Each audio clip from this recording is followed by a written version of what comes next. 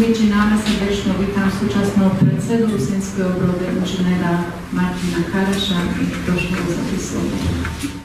Dorohý pán štátny tajomník, dorohý pán dekan, dorohé dámy i panové, dorohocí hosti, bratia i sestre, Rusine, sláva Isusu Christu. Je vás rád, že práve dnes tu môžu stojati v mene Rusinského Broda vysloviti pár dumok za to, že je to bardzo wyznačná podія 20. rokovina vysokoškolskej rusinistike. Ale musíme začať asi v roce 1995, kedy byl rusínsky kodifikovaný jazyk v hlavnom liste kodifikovaný. Dúfam sobie, že málo kto sobie podúmal, že už o 3 roky bude vybudovaná inštitúcia, ktorá dostane do svojho výnku jeho zochraňania, jeho rozvitok, jeho normotvorbu a v neposledním riade i vrchovu nových, molodých kádriv, ktoré budú toto nový jazyk zavádzati do praxi.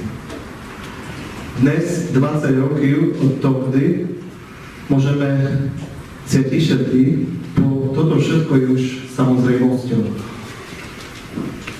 Chodzme u veľkej míry, ale môžeme povistiť, že náš rusínsky kodifikovaný jazyk zvučí u našich mass médiách, u vysielaní rozhlasu, televízii, zvučiť, aby je písaný u našich periodičných tlačí. Môžeme ho čuti ďakujúci našim svieštenikám u liturgičných obriadách po našich selách, místach. A tak samo môžeme ho čuti i na mnohých ďalších podijach. Je tomu vás rád, dúfam sobie, že veľké poďakovania okrem inších patrí i Inštitútu rusínskeho jazyka a kultúry i jeho robitníkam.